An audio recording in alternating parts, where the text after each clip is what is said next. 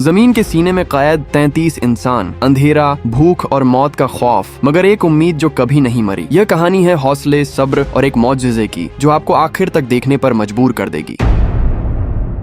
कहानी की शुरुआत होती है चिल्ली से, जहां हमें चिल्ली के एक रिमोट एरिया को दिखाया जाता है, जहां एक बहुत बड़ी माइन है। इसके आसपास रहने वाले सभी लोग इसी माइन में काम करके अपनी गुजर बसर करते हैं। आज की तारीख 5 अगस्त 2010 दिखाई जाती है, जब गांव के कुछ लोग हर रोज की तरह एक बार फिर माइन के अंदर काम करने के लिए निकलते हैं। वहीं दूसरी तरफ माइन के इंजीनियर यानी सेफ्टी ऑफिसर को दिखाया जाता है, जो माइन के ओनर के पास जाकर बताता है कि उसे माइन के अंदर कांच का एक टुकड़ा मिला है। दरअसल जब पहाड़ों और जमीन को खोदा जाता है तो जानबूझकर कांच के टुकड़े लगाए जाते हैं, ताकि अगर जमीन के अंदर कोई पत्थर खिसके तो कांच टूट जाए और खतरे का पता चल सके। वह कहता है कि हमें माइन का काम बंद कर देना चाहिए, लेकिन माइन का ओनर यह सुनकर मना कर देता है और कहता है कि हम ऐसा नहीं कर सकते, तुम्हें काम चालू रखना होगा। उसी समय एक ट्रक को दिखाया जाता है, जिसमें 33 लोग बैठकर माइन के अंदर चले जाते हैं। माइन इतनी बड़ी होती है कि उन्हें अपनी जगह तक पहुंचने में कई घंटे लग जाते हैं। अब ये लोग जमीन से 1700 फीट नीचे होते हैं, जबकि कुछ माइनर्स उनसे भी 600 फीट नीचे काम कर रहे होते हैं। पिछले 10 सालों में जमीन को बहुत ज्यादा अंदर तक खोद दिया गया होता है। सेफ्टी ऑफिसर जब माइन के अंदर आता है तो उसे वहां कांच के और भी कई टुकड़े दिखाई देते हैं। उन्हें देखकर वह डर जाता है और तभी उसे दीवार पर एक बहुत बड़ी दरार भी दिखाई देती है, लेकिन वह कुछ नहीं कर पाता, क्योंकि उसे ऊपर से ऑर्डर मिला होता है कि काम रोकना नहीं है। इसी बीच जमीन से 1700 फीट नीचे काम कर रहे 33 माइनर्स के आसपास अचानक जमीन हिलना शुरू हो जाती है। सब लोग पूरी तरह घबरा जाते हैं और सेफ्टी ऑफिसर उन्हें गाड़ी में बैठाकर बाहर निकालने की कोशिश करता है, लेकिन तभी आगे चट्टान गिरने की वजह से बाहर जाने वाला रास्ता पूरी तरह बंद हो जाता है। अब किसी को समझ नहीं आता कि आगे क्या करना चाहिए। आखिरकार वे यह फैसला करते हैं कि उन्हें 600 फीट और नीचे जाना चाहिए, जहां दूसरे माइनर्स काम कर रहे हैं। उन्हें लगता है कि वहां से निकलने का कोई दूसरा रास्ता हो सकता है। इसके बाद वे अपनी गाड़ी को उसी दिशा में मोड़ लेते हैं, लेकिन तभी वे देखते हैं कि 2 और माइनर्स गाड़ी के पीछे भाग रहे हैं, जिनमें से एक का नाम मारियो होता है। मारियो दोनों का हाथ पकड़कर उन्हें ऊपर खींच लेता है। अब जब वे 600 फीट और नीचे जा रहे होते हैं, तभी उनके सामने दूसरी गाड़ी आ जाती है। ये गाड़ी उन माइनर्स की होती है जो उनसे भी 600 फीट नीचे काम कर रहे थे। दरअसल वहां भी चट्टान गिरने की वजह से रास्ता पूरी तरह ब्लॉक हो चुका होता है। इसी दौरान उनके सामने की सड़क भी टूटना शुरू हो जाती है, इसलिए सब लोग अपनी जान बचाने के लिए गाड़ी से उतरकर एक किनारे हो जाते हैं। इससे पहले कि वे कुछ समझ पाते, उनके सामने एक बहुत बड़ी चट्टान आकर गिरती है। ये चट्टान रास्तों को पूरी तरह से बंद कर देती है और इसका धमाका ऊपर तक सुनाई देता है। ऊपर मौजूद लोगों को भी समझ आ जाता है कि नीचे कोई बड़ा हादसा हो चुका है। अब माइन के अंदर मौजूद सभी लोग फंस चुके होते हैं। चट्टान गिरने की वजह से कई लोग घायल भी हो जाते हैं। वे अपने साथियों की मरहम पट्टी करना चाहते हैं, लेकिन उनके पास पूरी सुविधाएं नहीं होती। जब वहां से धूल पूरी तरह हट जाती है, तब मारियो देखता है कि उनके रास्ते पर एक बहुत बड़ी चट्टान आकर गिर चुकी है। उसे खोदना या उसके दूसरी तरफ जाना पूरी तरह से नामुमकिन होता है। वहीं दूसरी तरफ माइन के बाहर दिखाया जाता है, जहां सभी माइनर्स के परिवार इकट्ठा हो चुके होते हैं। सबको पता चल चुका होता है कि माइन के अंदर हादसा हुआ है और अंदर मौजूद लोग फंस गए हैं। मीडिया के जरिए यह खबर पूरी दुनिया में आग की तरह फैल जाती है। माइन के अंदर हमें सुपरवाइजर दिखाया जाता है, जिसका नाम लुइस होता है। वह सभी लोगों की गिनती करता है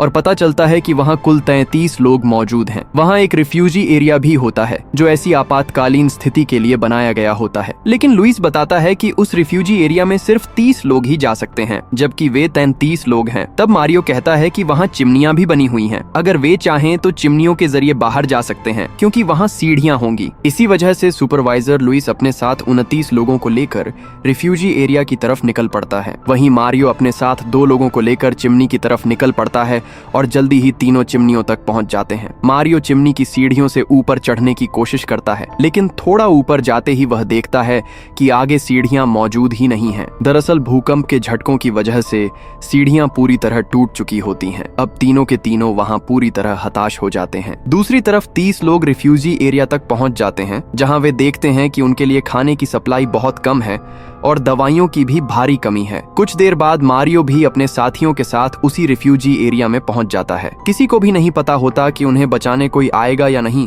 क्योंकि वे सभी जमीन से बहुत नीचे फंसे होते हैं। सभी लोग अपनी अपनी सोच में डूबे होते हैं कि तभी एक बार फिर जमीन हिलना शुरू हो जाती है। सबकी सांसें थम जाती हैं और उन्हें लगता है कि अब उनकी जिंदगी का अंत आ चुका है। उन्हें अपने आगे अंधेरे के अलावा कुछ भी नजर नहीं आता और सब ईश्वर से प्रार्थना करने लगते हैं। तभी अचानक भूकंप अपने आप रुक जाता है। वहीं माइन के बाहर उन माइनर्स के परिवारों को दिखाया जाता है, लेकिन वे वहां से जाना नहीं चाहते क्योंकि उनके अपने लोग माइन के नीचे फंसे हुए होते हैं। इसी वजह से वे वहां शोर मचाने लगते हैं और माइन के बाहर पूरी रात खड़े रहते हैं। अगली सुबह एक माइन ऑफिसर को दिखाया जाता है जो चिल्ली के प्रेसिडेंट के पास जाता है और उन्हें बताता है कि माइन के अंदर कई लोग फंसे हुए हैं। प्रेसिडेंट कहते हैं कि यह काम माइन ओनर्स का है क्योंकि ज्यादातर माइनें प्राइवेट होती हैं, लेकिन माइन ऑफिसर बताता है कि उनके पास इतनी आधुनिक मशीनें नहीं हैं जिनसे वे इन लोगों को बचा सकें। वह कहता है कि अगर आप इन सभी लोगों को बचा लेते हैं तो अंतर्राष्ट्रीय स्तर पर आपका नाम होगा, क्योंकि यह खबर पूरी दुनिया में फैल चुकी है। प्रेसिडेंट को माइन ऑफिसर की बात सही लगती है और वह कहते हैं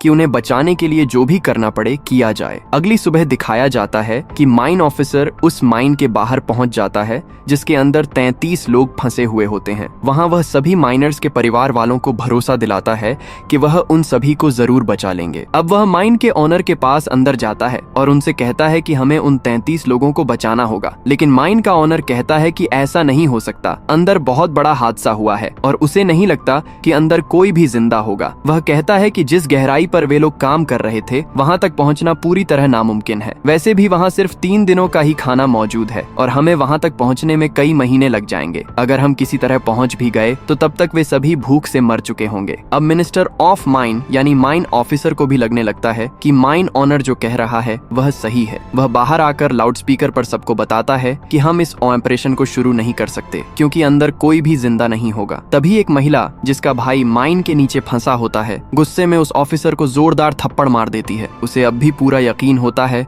कि उसका भाई नीचे जिंदा है। वहां मौजूद सभी लोग रोने चिल्लाने लगते हैं और मिनिस्टर ऑफ माइन से अपने रिश्तेदारों को बचाने की गुहार लगाने लगते हैं। जब माइन ऑफिसर उनकी यह हालत देखता है तो वह तय करता है कि वह इन सभी की मदद करेगा। प्रेसिडेंट की मदद से वहां एक माइन इंजीनियर को बुलाया जाता है जो स्कैन करके माइन ऑफिसर को बताता है कि नीचे रिफ्यूजी एरिया में 33 लोग फंसे हुए हैं। दरअसल एक बहुत बड़ी चट्टान गिरने की वजह से पूरी माइन धंस चुकी होती है और अब उन्हें ड्रिल करके ऊपर निकालना ही एकमात्र रास्ता होता है। वहीं माइन के अंदर दिखाया जाता है कि लोग खाने को लेकर आपस में झगड़ने लगते हैं। तभी मारियो सबको समझाता है कि हमें खाना बचाकर खाना होगा जब तक हमारे लिए कोई मदद नहीं आ जाती। इसके बाद वे तय करते हैं कि कम से कम खाना खाया जाएगा और एक दिन में सिर्फ 2 घूंट दूध और एक या 2 बिस्किट खाकर ही गुजारा किया जाएगा। माइन के बाहर एक बहुत बड़ी ड्रिल मशीन मंगवाई जाती है ताकि ड्रिल करके नीचे तक छेद किया जा सके और उनसे संपर्क हो सके, लेकिन चट्टान इतनी सख्त होती है कि ड्रिल करने में इंजीनियर को बहुत परेशानी होती है और उसकी कई ड्रिलें टूट जाती हैं। इसके बावजूद वह दिन रात लगातार ड्रिल करता रहता है। माइन ऑफिसर नीचे फंसे लोगों के रिश्तेदारों के लिए वहीं रहने और खाने का इंतजाम भी कर देता है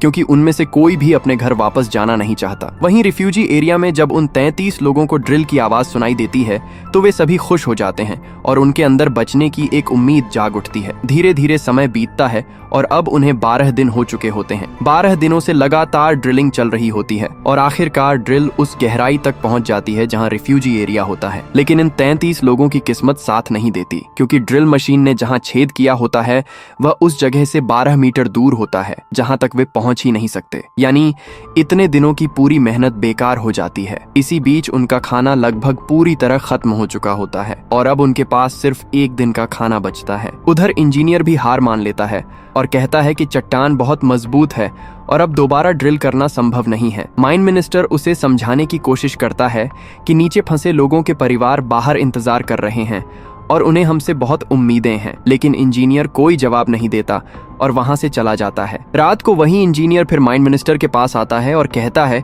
कि वे एक बार फिर से ड्रिल करेंगे। इसके बाद दूसरी जगह से ड्रिलिंग शुरू की जाती है, लेकिन चट्टान की मजबूती की वजह से उन्हें काफी मुश्किलों का सामना करना पड़ता है। उधर माइन के अंदर सभी लोग अब पूरी तरह हताश हो चुके होते हैं और मौत का इंतजार कर रहे होते हैं। उनका खाना कई दिन पहले ही खत्म हो चुका होता है और वे बेहद कमजोर हो जाते हैं। तभी मारियो जब लेटा होता है तो उसके ऊपर पानी की एक बूंद गिरती है। दरअसल ऊपर से जो दूसरी ड्रिल की गई होती है वह बिल्कुल सही जगह पर पहुंच जाती है। इस तरह ड्रिल का छेद ठीक उसी जगह बन जाता है जहां 33 लोग फंसे होते हैं। जैसे ही वे ड्रिल का सिरा देखते हैं सभी खुशी से झूम उठते हैं और उनके अंदर फिर से जीने की उम्मीद जाग जाती है। वे ड्रिल के सिरे पर जोर जोर से मारना शुरू कर देते हैं ताकि ऊपर वालों को पता चल सके। ऊपर मौजूद माइन मिनिस्टर वह आवाज सुन लेता है। इसके साथ ही वे ड्रिल के ऊपर एक नोट भी बांध देते हैं जिसमें लिखा होता है कि हम सभी यहाँ जिंदा हैं।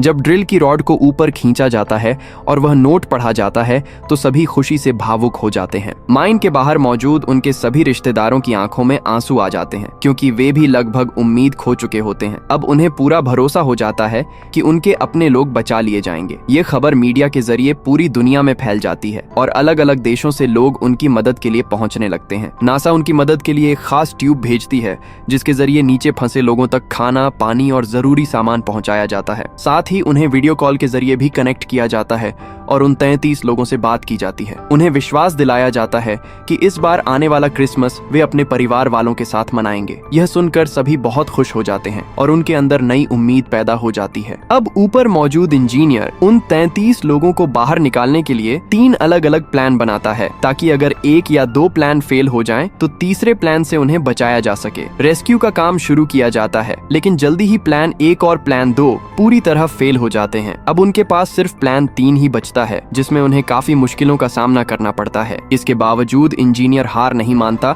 और एक बार फिर प्लान 3 पर काम शुरू कर देता है। अब सबसे बड़ी समस्या ये होती है कि जो चट्टान माइन के ऊपर गिरी होती है वह धीरे धीरे नीचे खिसक रही होती है। इसका मतलब ये होता है कि अगर उन्हें जल्दी बाहर नहीं निकाला गया तो वे सभी चट्टान के नीचे दब सकते हैं। लगातार ड्रिलिंग करने के बाद वे उस चट्टान तक पहुंच जाते हैं जो माइन के ऊपर गिरी होती है। वह चट्टान बहुत ज्यादा मजबूत होती है इसलिए उस पर ड्रिल करना संभव नहीं होता। तब इंजीनियर माइन के अंदर फंसे माइनर्स से बात करता है और वे उसे बताते हैं कि नीचे एक धमाका करना होगा जिससे चट्टान टूट सके। हालांकि यह बहुत खतरनाक होता है लेकिन अब उनके पास कोई दूसरा रास्ता नहीं बचता। आखिरकार वे चट्टान पर धमाका करते हैं जिससे चट्टान टूट जाती है और अब ड्रिल पूरी तरह आर पार हो जाती है। अब यहाँ फंसे हुए लोगों को पूरे 69 दिन यानी लगभग 2 महीने हो चुके होते हैं। 2 महीने बाद नासा की वह कैप्सूल नीचे भेजी जाती है जिसे खास तौर पर उन्हें बचाने के लिए तैयार किया गया होता है। पहला आदमी कैप्सूल में जाने के लिए तैयार होता है